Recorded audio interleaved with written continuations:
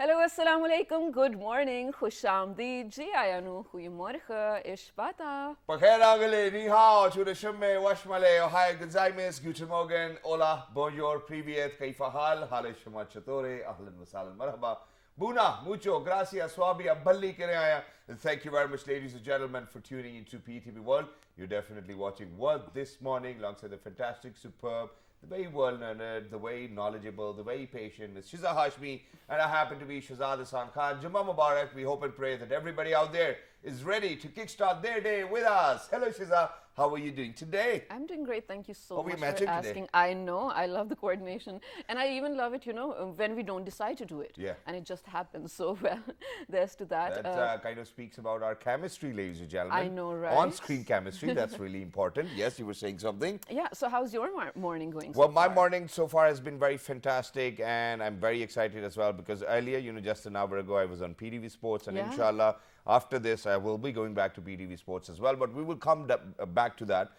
But other than that, obviously, I kind of wanted to speak about how your energy levels are lifted when you are excited about something. So imagine that, for me, maybe our morning show, maybe the cricket shows we do, Game On Hai, I think I've always been very excited to chase my dreams and to, kind of seize the opportunity wherever it is. So it may be probably that I've woken up at 5 in the morning, but it does not really matter as far as I am achieving my goals. And that's what I want everybody to do.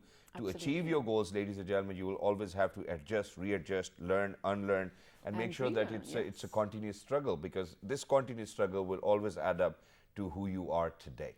And Shazad, you know why this message is also really important Yeah, on why? like a small sort of a scale as well? Because I feel like for the better working or for the health of your own mind and body as well, on a daily basis, it should be sort of a habit to give yourself smaller goals. I mean, of course, there are long-term From making goals. your own bed? Like making your own bed, why Yes. not? For sure. Or achieving something small. For example, I tell myself I must walk 45 minutes today, and I have to do that. So in my head, it's a goal, and when I accomplish it, definitely I'm going to feel so much better and sort of develop the self-confidence that will lead me to do greater or achieve greater goals as well. Which I believe and is talking important. about excitement, I've had my second cup of coffee. I don't know, it's not working today. I have no idea what's wrong. Probably also because I caught Batman last night, and it was, well, the late show as well. So Yeah, I yeah, missed I up saw on that. I sleep. saw your post. But I was so excited. it? Oh my God! No spoilers, but it was amazing. Obviously, Robert Pattinson. You went to the cinema?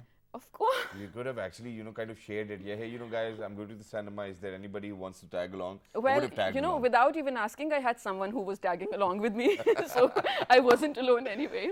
All But right, yes. so Fakhir, next time if you're going or if you're heading out towards watching a film, please make sure that you kind of connect with us as well.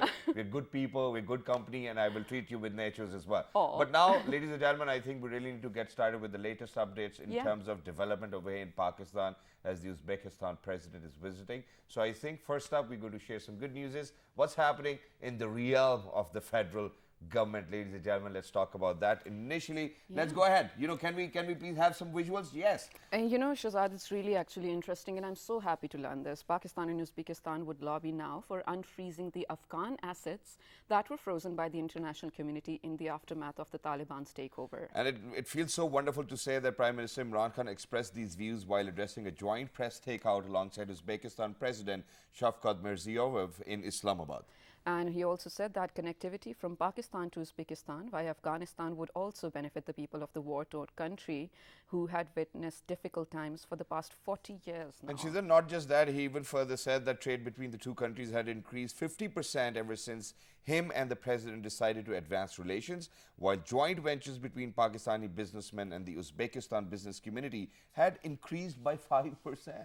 And of course, Pakistan had also presented its stance on Indian illegally occupied Jammu and Kashmir during these meetings too. And Prime Minister Imran Khan also stated that Pakistan and Uzbekistan had the same stance of Islamophobia, which was that no one could insult the Holy Prophet, peace be upon him, under the guise of freedom of speech. Wow, and it's wonderful, and that's something, ladies and gentlemen, as Muslims, we want that too as well. And thank you very much, Prime Minister Imran Khan. He's always lobbying for it. He's always advocating it. Always lobbying and always advocating for that, and making sure that that we need to take pride in who we are. And I think that's what our real identity is. Thank you very much for spearheading. But not just that, there are a lot of memorandum of understandings being signed, and that too, you know, Yes. one of them was in between the Information Ministry as well. I hear that now things are going to be sort of collaborations are going to be done in TV and radio. Yeah. So the first one is that the two sides signed agreements on cooperation in the field of television and radio, broadcasting and promotion of religious tourism. Wow. Also, Shazad, they signed MOU for cooperation in the field of environment and climate change. Amazing, isn't it? And the two countries also signed an action plan of practical measures to develop cooperation between Pakistan and Uzbekistan in the fields of security. So actually, there's a lot of fields that were touched upon. Exactly, and not fingers just that, crossed. you know what, Pakistan and Uzbekistan also inked MOUs for cooperation in transportation. The two leaders agreed to strengthen cooperation in the field of air, rail and road connectivity. Brilliant, brilliant. Well, this is definitely all good news and all good hopes for Pakistan and Uzbekistan in their friendship as well, right? Exactly, and there's a long way to go, ladies and gentlemen. Wow, we are sharing visuals from the MOU signing ceremony as well, but now coming... But I have a question for Yeah, you go now, because I know you started your day way too early, mashallah. You were on screen talking about cricket, which is your Yes. favorite part. Yes.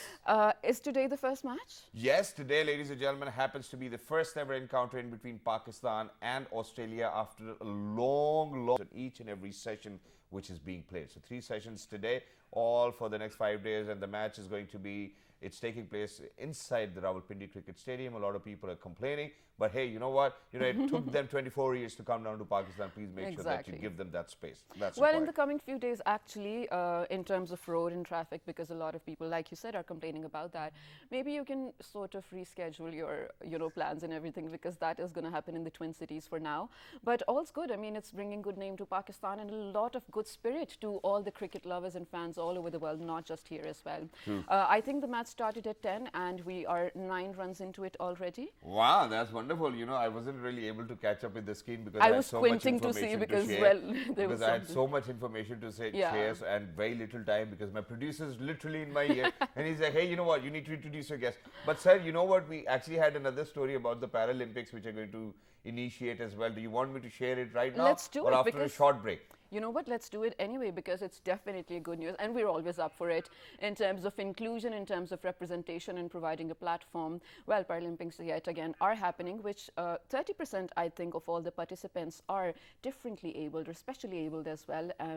It makes me immensely happy to be providing and you know such what, a you know, for platform. them to participate in such a bigger event obviously empowers them as well, which is why we actually have a small report. Yes. Go ahead, take a look. With you guys will come back. We are talking about in one way or the other about empowerment and capacity building. What is that? Is something after this one. Let's do this. The opening ceremony of the 2022 Beijing Winter Paralympic Games, which is going to be held on Friday, is all set to deliver heart-touching messages by portraying special persons' unremitting pursuit of a better life and a more inclusive world. Themed on blooming of the life, the 80-minute event will unfold the performances in dozen sections. The opening of the Paralympics will use the colorful visual effects to express passions that are heart-stirring. The opening ceremony of the Winter Paralympic Games gathers performers from all walks of life nationwide, with 30% of them being disabled people. Meanwhile, China's capital city, Beijing, has transformed its urban landscape layout from the theme of Winter Olympics to one featuring the Winter Paralympics. Winter Olympic emblems on both sides of a giant Chinese knot, which were placed among the flower buds themed as Wonderful Winter Olympics at the iconic Tiananmen Square, have been replaced by the emblem of Beijing Paralympic Winter Games. 9 flower buds, 18,000 flags along streets and 60 promotional posters in the city also been transformed to create a festive atmosphere for the Winter Paralympics. A total of 48 delegations will compete for 78 gold medals in 6 events including para-alpine skiing, para-biathlon, para-cross-country skiing, para-snowboarding, ice sledge hockey and wheelchair curling. After the great success of 2008 Paralympics, Beijing has once again become the center stage of the Paralympic movement with 2022 Paralympic Winter Games. Shahid Afraz Khan, Beijing. All right, ladies and gentlemen, so that was a small report, but now I think, as I mentioned before as well, that we have to do kind of something, talk about empowerment, how important it is. But yeah, you want to say something? Well, actually, yes. So, Shazad, this morning when you and I were discussing the show, of course, Yep. when we decide a topic, when the team does, we all sit together, talk about points that we need to. And this morning, Shazad had a very interesting perspective. We have definitely spoken about it before, but I feel like that definitely should be the premise of whatever we're going to talk about. So, why don't you let us know how hundreds of years ago, actually, our religion empowered us? Exactly. So, ladies and gentlemen, you know, I mean, women empowerment happens to be a very hot topic these days as well, and it should be, you know, because I certainly want to kind of establish that you know, in these days where we live, I think, and that's how it was earlier as well. There's no difference in between a son or a daughter, and Of I course. think that, you know, as parents, we certainly would want to give them each and every facility as parents, which we might share with our sons or with our daughters. So I certainly do not want to get into the kind of conversation whether who's more powerful and who's not, because that will literally make us look like fools as well, and that's not what the case is. Everything which matters is from a skill set, everything which matters is from education, and everything which matters Absolutely. is from the economic and socio-political facets as well. But now I think what we really need to do is that we need to go back in time 1400 years ago, where Islam actually gave all the rights to women back in those days as well, and somewhere in between we forgot them, and there might be a reason to that. You know, we have had a lot of feudal laws, we have had a lot of other problems and issues which is why we kind of tend to do forget all of those values. And as Muslims, unfortunately, we might not have been so close to our religion or the Holy Book Quran as well, because it states almost everything what we are supposed to do, and from how Prophet Muhammad sallallahu alaihi wasallam used to stand up whenever his daughters used to come inside the room or wherever they were. Whenever he would go, he would stand up in honor to make sure that, you know, he's going to give that level of respect which Islam bestows upon us as Muslims that we are supposed to give. Now imagine all of a sudden we are over here in 2022 and we talk about the West, that how West has empowered all of their women and how they are now working. Imagine that West has only empowered their women just 100 or 150 years ago, not before that. It was Islam which in the first place made sure that we are going to respect our women, that we are going to give them their rights in the first place, that we are going to ask them what they want to do in their life, where do they want to get married.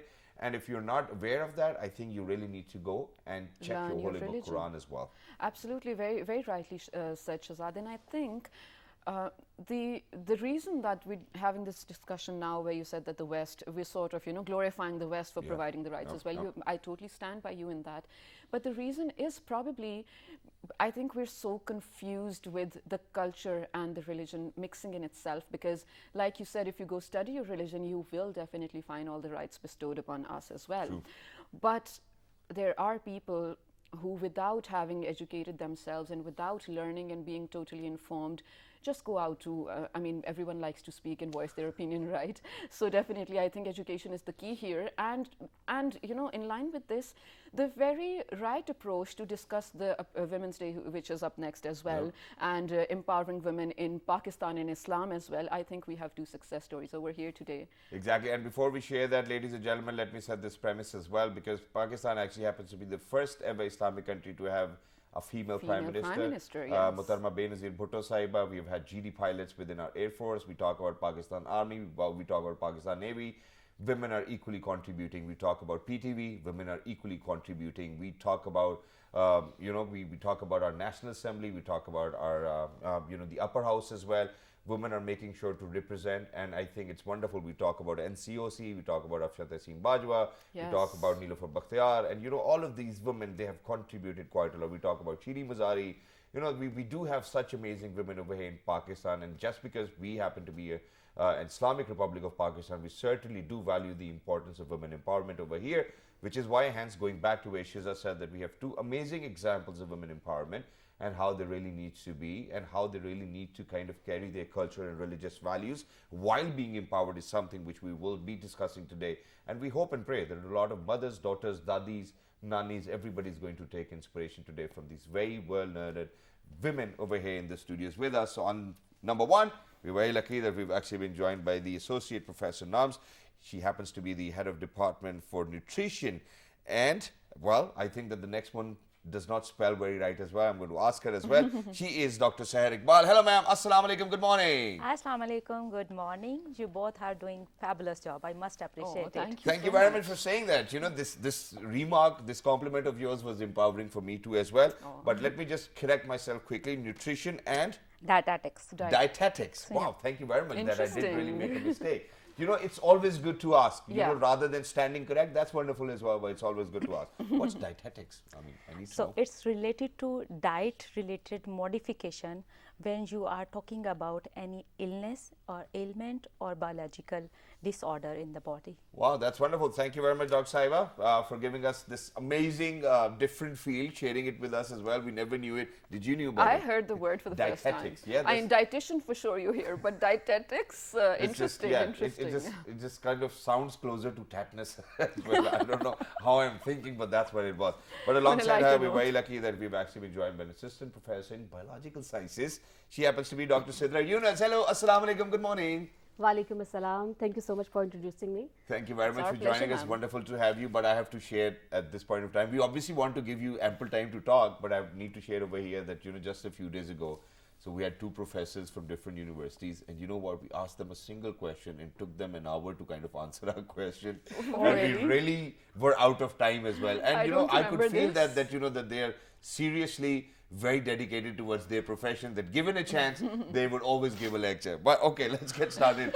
Dr. Sayer, first of all, thank you very much for being here. And we certainly want to kind of ask you things where you let us know and our viewers know in 46 different countries, how did you empower yourself in the first place? And the field you chose, you know, it's not a very women-oriented field. I mean, we shouldn't be saying that now, but yes, you know, for startups, please. As far as my empowerment and my struggle is concerned, so it was really challenging and difficult for me.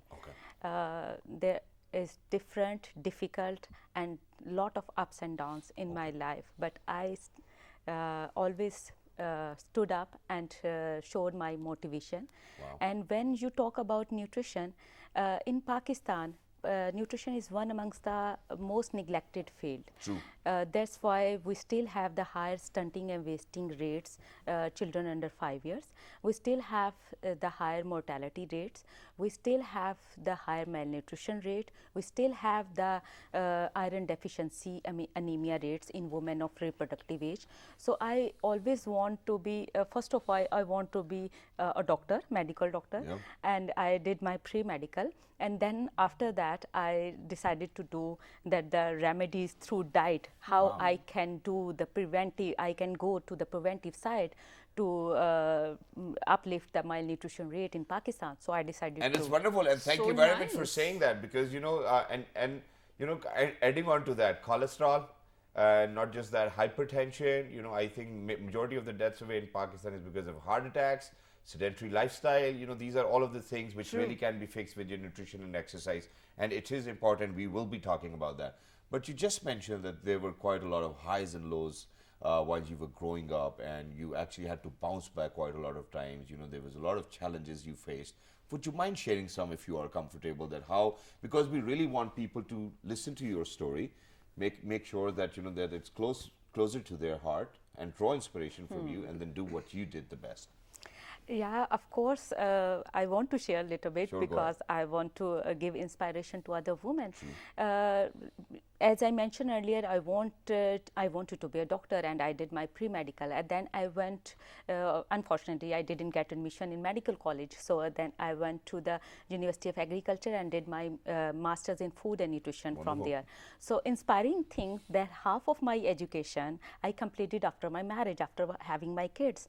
So after having my kids, I started to continue my education. I did my MPhil, and then I got foreign scholarship to pursue my After PhD. your marriage, you did FA? No, MPhil and then PhD. Okay. Wow. Yeah, and I selected for foreign scholarship from Higher Education Commission, and then I went to Medical University Vienna to pursue my PhD in public health and nutrition. Wow, and you're a doctor now? Yeah. That's wonderful. And you know what, Shazad, these are the kind of stories this time on Women's Day, of course, I want to bring forward. It's definitely a cultural thing over here in this region. You have to get married at a certain age. Let's not deny that. And you did that. And after that, you pursued your dreams of education, which also makes me think that you must have family support, your husband must be supportive, and I mean, there must be other elements in your journey as well. Because to be honest, in this arena, minus those support alone, I don't know what you can do after your marriage. Is it true or not? In my case, I can't comment more on that, but I think the most important thing is your own determination. Of course. How you deal yourself, how you want to uplift yourself. Okay. I still remember I used to wake up at 3 a.m. Daily, and I used to study in the morning, and then at 6 o'clock I make tiffin for my husband, for my daughter, for my son, and then I used to went to my job as well. And whenever I find time, I opened my books and I started to study. Wow. And it's wonderful. And thank you very much for saying that, because that's the kind of woman I want to see, you know, because Exactly. you're making sure that you're going to take along your culture and religious values as well, even though that Islam does not tell you To take your wives culture to with- kind of look after your parents or everybody Or- else. yeah. But yeah, I think I need to make this point very clear over here. was You know, her your choice. parents, for example, I as a man, my parents are my responsibility. They're not my wife's responsibility, and that's what Islam tells us. So I want everybody to kind of listen to it carefully. And imagine where she said that I cannot comment on top of that. I think it's for the viewers to decide whether what she's trying to say and communicate as well. But very quickly, Yeah. let's move on to Dr. Sidra Saiba as well. So ma'am, we obviously want to kind of ask you once again, you know, the same question, whether was it a very easy journey, or you thought that, hey, you know what, it was just very easy? Because we've had people for whom, you know, they were from very privileged backgrounds and it was a very easy journey or a very easy ride for them. How was it for you to end up in biological sciences, and that too as a doctor? Thank you so much for giving me a chance to share my story. Sure, sir. So it was very much difficult for me from the beginning, because I belong to a middle class family. Just we like are, us, yes. we are 6 sisters, Mashallah. and I'm the youngest. And I was the first girl in my family who got her master's degree even. Wow. Wow. Just because you were the youngest? No. Okay. You know, it's not just about my my own home, but it was about my whole family. Okay. So it was very much difficult for me, because initially we just go to the like in the schools where there was no co-education. So till my graduation, I studied in the schools and the college where there were only women. All right. But when I had to take admission in the for my master's degree in the university, then there was a lot of chaos and objection in my whole family.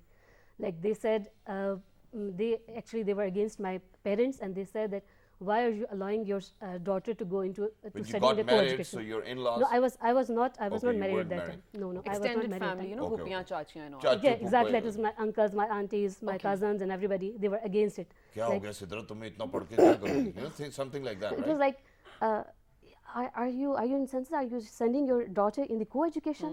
This co-education is not good for women. Like the Islam says, don't study in the co-education. That's it. Like intermingling of the Islam say that? women and man is not okay. Yeah. So they were kind of that point of view. And because I was the first woman, and even from the male side and the female side that I was doing the master's, so it was very new for all of the persons, for all family members, my extended families, my uncles, my aunties, and my cousins as well, that what is she doing? They were all surprised. Even myself was exploring everything. So when I was doing my my intermediate, I didn't knew that what is the next stage. Okay. Then I Even did my I didn't knew graduation. that. Then I didn't knew that what is the next stage. So this all happened with the guidance of my teachers and with the support of my parents. Like my parents never ever stopped me from anything. They always said, okay, Sidra, if you are coming at 4 o'clock, that is okay for us.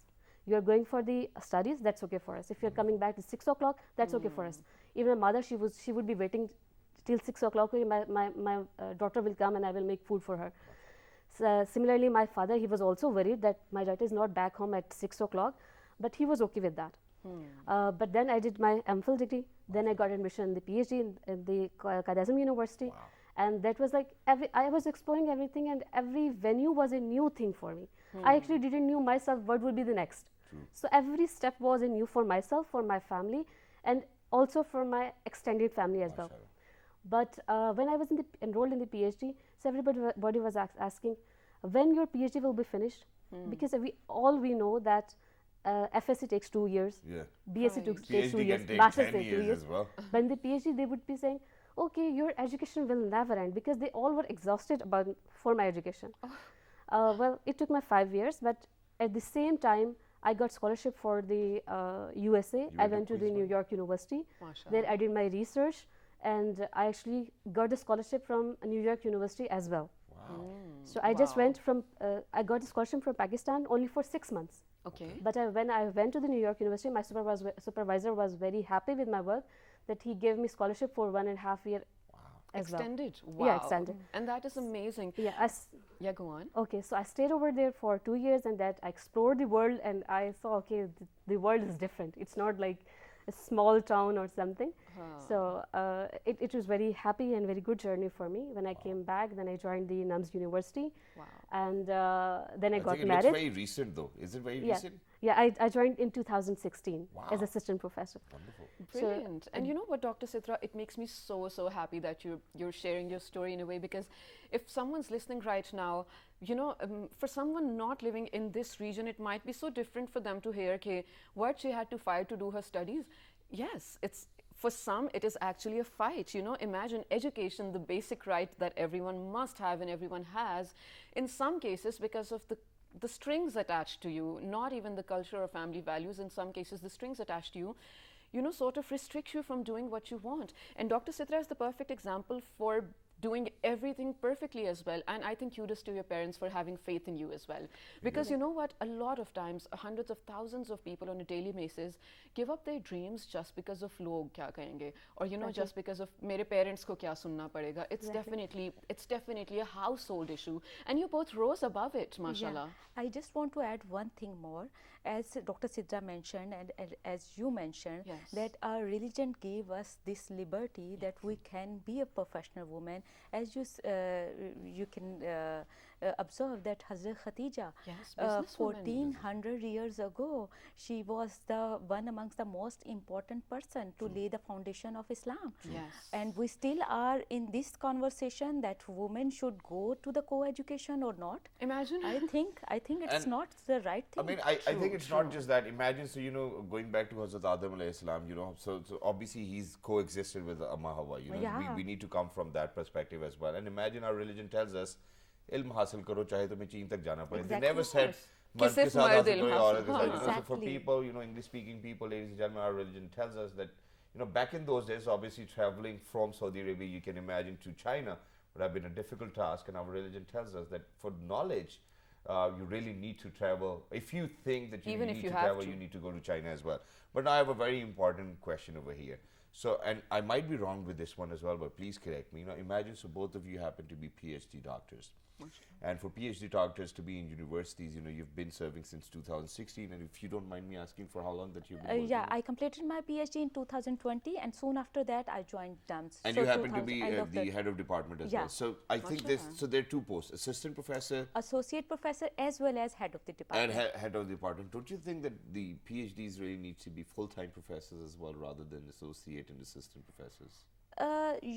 No, I think there is a gradual promotions. So first, when we completed our PhD, the sort of job we obtain in the university is assistant, and then we promoted with our research and with our teaching experience to the associate and then the full professor. So it takes a little bit of time. But I think that you truly deserve to be professors with your PhD degree as well. And for the kind of work. Oh, my honor. Because Dr. Sidra has a very different opinion about that. Please go ahead. Voice your opinion.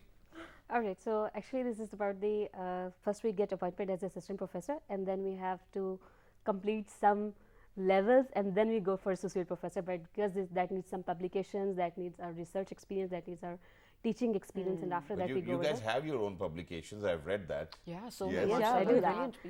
Well, exactly. Here I would like to acknowledge that when I got married, my husband is very supportive. I would definitely be acknowledging him, because right now I am here interviewing, and on the back my husband is taking care of my daughter. MashaAllah. and that's wonderful. Thank you very much for, you know, kind of acknowledging your husband as well. And that's something which we certainly want to talk about right after a short break. Yes. Because now, Shiza, okay, so we are going to take not a U-turn, but it's going to a sharp turn.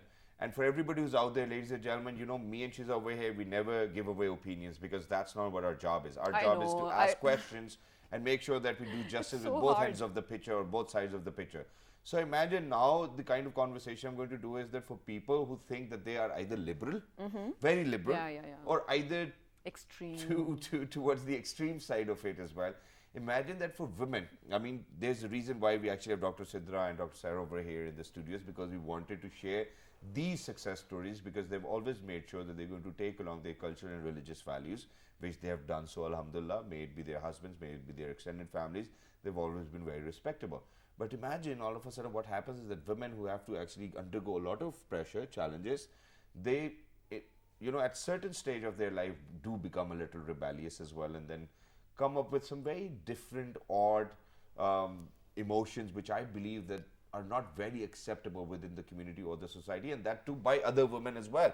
Not talking about men. That's something I want to talk about. I have given away a gist of it, but let's talk about it in detail. And well, I just want to say rebellion is breeded by injustice. True. Of course, inequality does eventually lead to Hence rebellion. challenges, yes. And challenges, of course. But definitely, let's talk about it after a very small break. So please stay tuned, because we'll be right back. Good morning. Good morning.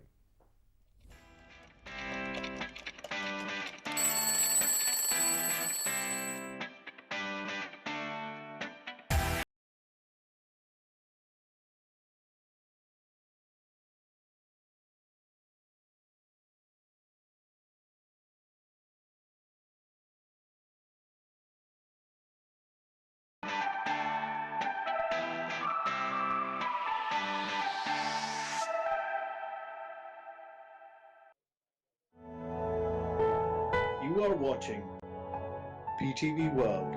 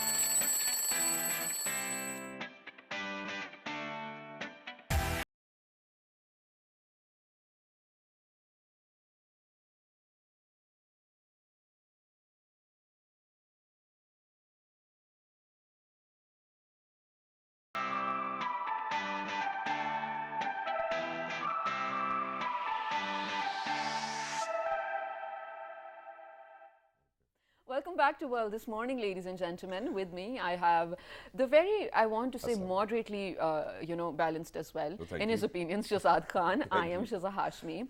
And today we are definitely in conversation with two amazing, empowered women who are an inspiration for a lot of girls and women out there.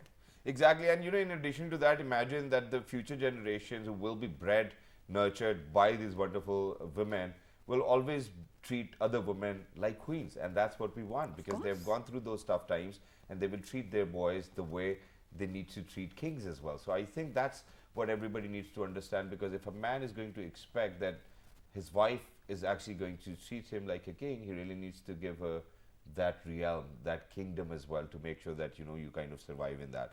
But very quickly, ma'am, coming down towards where we wanted to speak about that, when there are a lot of challenges, when there's a lot of pressure, there comes when there's a lot of injustice, there comes a stage of rebellion. And when we talk about rebellion, what happens is that, in the state of anger, which is haram in Islam as well, what happens is that we take decisions which might not be in accordance to our cultural or religious values. For example, if people do talk about over here, we have seen play cards which are very disturbing, and I don't think that they do justice with the kind of value or with the kind of honor we have for women as well. What do you have to say about it? Those injustices, do you think, when they lead towards rebellion, they do disturb a family? I want to mention one thing. Actually, we have two extremes right now. On the one hand, men are, most of the cases in our society, they are suppressing women, and every action has its reaction. So on the other hand, women are trying to uplift their voices, and sometimes they are crossing their borders and limits. So I think the two wrongs cannot make one right. True. So there should be a balance where everyone should understand their unique qualities, their abilities, and should not in the conversation that who is the superior and who is the inferior. So balance can make a perfect society and perfect community. And we only wish that. It's so Yeah. simple, literally, Exactly. and still we have to wish for And it. you know what, we're going to come back to that, because after 2.5 decades, Australian team is over Yeah, here. We're sure. playing We're so a excited. test match today. Wow, the outfield looks fantastic as well. Our boys are doing well. As far as the first session, ladies and gentlemen, I think all we really need to do is that kind of just stay on the pitch. Make sure that we do not lose any wickets, and that's what it is till the time the ball's going to till the 20th over. I think if you can pull it off, it's going to be a good start for Pakistan. Well, coming back to you, and obviously PTV Sports is telecasting it live. We will be sharing images in between, obviously, on PTV World throughout the day as well. Yes, I'm definitely. coming back to the very question where she said that two wrongs cannot make one right. So what do we do? Do we do plus plus minus, or do we do minus minus plus? There must be a way to peacefully coexist. What is that way, in your Yeah, opinion? that's what we want. It is about respecting each other. So if I respect my husband when he is busy, and when he respects me, then it will be okay for both of us. Busy But is it fine. doesn't Busy come is- down to just husband and wife here, does it? Yeah, no, obviously, if you live in a nuclear family system, that's wonderfully well. But we're going to talk about the extended family. But okay. what I'm going to ask you is, with work, it's fine. Everybody understands. I'm working. My wife's going to respect that. She's working. I'm going to respect that. And there are times, because she's usually doing online work, which obviously requires her to be online later at night. And for me, I'm the day's eagle as well. But now what I want to talk about is that, for example, as soon as you go to your wife and you tell her, hey, you know what, I'm going out with friends, that's a problem. How do we manage to go around that? Because I cannot always be with my family. I need some time out. Yeah, I it's need to just go that- somewhere, and I do not want to end up arguing over it as well. Because there comes a stage, मैं जा रहा हूँ, फिर जो करना है कर लो. I do not want to do that. Why cannot we do it peacefully? Because as soon as you end up having an argument with your wife, even the rest of your day is not going to be very good as well. Exactly. So how do we do that? Well, actually, if I stay with my husband for the 100% of my time, I will be exhausted myself. Yeah, really? So I need me time. I need me time for 2 hours. So at that time, I will do anything. I will Yes. I will talk to my family, or I will just go to the YouTube and watch some clips. Yeah. For random clips, I will just go to the Facebook and watch some silly videos.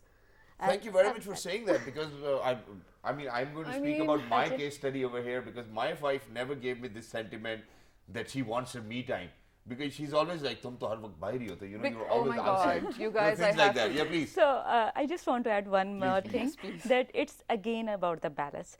As far as we are living with each other, so we need a personal space as well. We have companionship as well.